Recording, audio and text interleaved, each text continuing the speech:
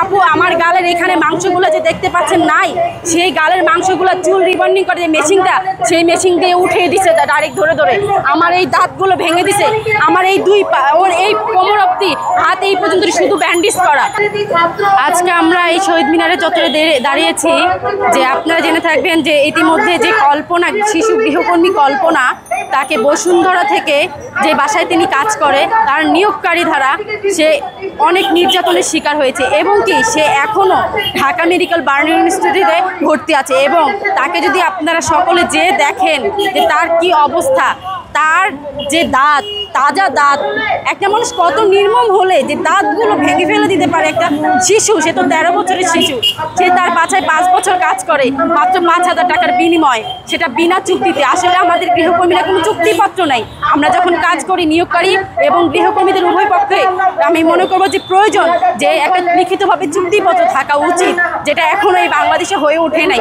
এবং কি গৃহকর্মীরা তাদের শ্রম আইনে অন্তর্ভুক্ত এখনও হয়নি, যেটা 2015 সালে গৃহকর্মী সুরক্ষা কল্যাণ নীতিমালা 2015 সালে প্রণয়ন হয়েছিল, তার বাস্তবতার ভূমিকা এখনো কিছুই নাই। তো আমরা এই নতুন বাংলাদেশে চাই যে এই গৃহকর্মীদের শ্রমিক হিসেবে স্বীকৃতি পাক এবং গৃহকর্মী সুরক্ষা কল্যাণ নীতিমালা 2015 সালে যা প্রণয়ন হয়েছে তা বাস্তবায়ন করুন।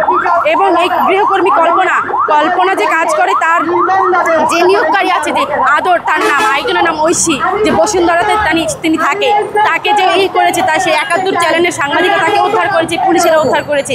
ঢাকা মেডিকেলে আমরা গতকালকে যাই তাকে দেখি যে বলছে যে আপু আমার গালের এখানে মাংসগুলো যে দেখতে পাচ্ছেন নাই, সেই গালের মাংসগুলো চুল রিবন্ডিং করে যে মেশিনটা, সেই মেশিন দিয়ে উঠিয়ে দিছে ডাইরেক্ট ধরে ধরে। আমার এই দাঁতগুলো ভেঙে দিছে, আমার এই দুই পা, ওর এই কোমর অব্দি, হাত এই পর্যন্ত শুধু ব্যান্ডেজ করা। আসলে এত নির্মমভাবে কোনো সুস্থ মস্তিষ্কের মানুষ কি মারতে পারে একজন গৃহকর্মী বলে? আপনারা আপনাদের জায়গা থেকে ভাবুন না, একজন গৃহকর্মী যদি না হয় আপনাদের সংসার পরিচালনা আপনারা করতে পারবেন না।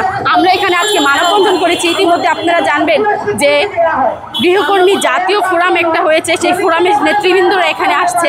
গৃহকর্মী জাতীয় ফোরামের আমি সাধারণ সম্পাদক মর্জিনা সুলতানা, এবং কি আমি দাবিটা চাচ্ছি আমাদের প্রাপ্য সম্মানটা। আমরা তো শ্রমিক হিসেবে স্বীকৃত না ভাই, তাহলে আমাদের প্রাপ্য সম্মানটা কিভাবে দেবে? আমরা যদি বলি আপনাকে, আপনার বাসায় কাজ করি, যে আমাকে একদিন সপ্তাহে ছুটি দিবেন, আপনি দিবেন? বলবেন কোন আইনে আছে তোকে একদিন ছুটি দিতে হবে? সেই আইন কেন নাই? আমাদের গৃহকর্মী সুরক্ষা কল্যাণ নীতিমালা 2015-তে অনেক কিছু বলা আছে, তার বাস্তবতার ভূমিকা নাই। আমরা তো শ্রম দেই ভাই, শ্রমিক হিসেবে স্বীকৃতি নাই। শ্রমিক হিসেবে স্বীকৃতিটা আপনারা দেন। আমরা মনে করবো শ্রমিক হিসেবে স্বীকৃতি দিলে এই জাতীয় ফোরাম, আপনারা যেখানে যে গৃহকর্মী ভাষামন্ত, আমাদের নাম তো ধরে ডাকেই না, বুয়া বলে থাকে, যদিও এটা কমে আসছে, এখন নাম ধরে ডাকে। কিন্তু আমরা এই নতুন বাংলাদেশে প্রত্যাশা করব যে সকল গৃহকর্মীদের তার একটা সুনির্দিষ্ট নাম আছে, সুন্দর, সেই নামে ডানে ডাকা হয়। আমি কাজ করি দীর্ঘ 4 থেকে 5 বছর ধরে কাজ করি। আমার কাজের ক্ষেত্রে কোনো নিরাপত্তা নাই। আসলে নিয়োগকারীর কথা যখন আসছে, সকল নিয়োগকারী কিন্তু খারাপ না।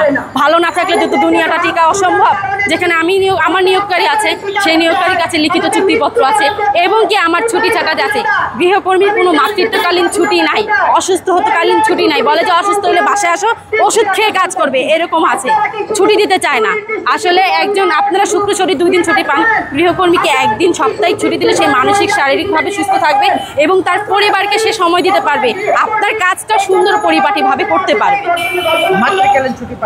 মাতৃকালীন কোনো ছুটি নাই ভাই। এই তো বললাম যে আমরা গৃহকর্মীরা শ্রমিক হিসেবে পেশায় এখনো স্বীকৃতি নাই। তো আমরা এই দেশে, আমরা সকল গৃহকর্মীর প্রতিনিধি হিসেবে বলবো, আমরা শ্রমিক হিসেবে স্বীকৃতি চাই, শ্রম দিয়ে খাই, শ্রমের ন্যায্য মূল্য চাই। সেটা হচ্ছে আপনারা এই যে দ্রব্যমূল্যের যে দাম, আসলে যে টাকা বেতন পান, এর দিয়ে কি সংসার চলে বা কিভাবে চলে? এটা বলবো আমি কোনো শ্রেণীর চাকরিজীবী বলি, গৃহকর্মী তো বাদ, কোনো চাকরিজীবীর মানুষও পারে না ভাই। আমরা গৃহকর্মী, কোনো চাকরি কোনো ক্ষেত্রে দেখছেন যে বেতন বাড়াইছে? মানুষ এখন কি জানে, শুধু ওই যে আলু দিয়েই চালায়, কোনো সবজি খাইতে পারবো না। কারণ কি, ওই যে নতুন বাংলাদেশে যে সবজির এত ঊর্ধ্বমূল্যের দাম, এই সবজি কিনতে চাইলেও আমরা বাজারে ঘুরতে ঘুরতে 1 ঘন্টা ঘুরি, যে এত দাম। আমাদের বলা হয়েছে যে এটার দাম কমে আসবে আস্তে আস্তে, এত যে বেড়ে যাবে দেখুন আমরা কখনো পারি। আমরা যে বেতন, সেই বেতনে ভাই আমাদের মনে করেন ভালোভাবে বাজার করে বাচ্চা কাচ্চা নিয়ে খাওয়ার মতো অবস্থায় আমরা নাই, কোনো রকম কিছু খেয়ে বেঁচে আছি। কি করবেন যারা আসলে গৃহকর্তা আছে তাদের উদ্দেশ্যে? গৃহকর্মী নিয়োগকারী যারা আছেন, আপনারা যাকে নিয়োগ দিচ্ছেন, আপনারা তাকে তার পরিবার ভাবেন, একটু পরিবার ভাবেন, আপনারা তাদের পরিবার ভাবেন। আমি বলবো এটা অনেক ভালো, তাকে একদিন সপ্তাহে ছুটি পান, তার মাতৃত্বকালীন ছুটিটা দেন। তিনি যখন গর্ভ অবস্থায় হয় তাকে বলে দিয়েন না তুমি চলে যাও, অন্যজন কাজ করবে, কারণ সেই সময়টা আপনারা ওনাদের পাশে দাঁড়ান, আপনারা পাশে দাঁড়ান। সকল নিয়োগকারী, সকল বাংলাদেশের নিয়োগকারীর উদ্দেশ্যে বলবো, ভালো মন্দ যেমন আছে দুনিয়াতে, সব নিয়োগকারীদের দৃষ্টিভঙ্গি যদি একটু বদলে যায়, বদলে যাবে গৃহকর্মীদের এই সমাজ।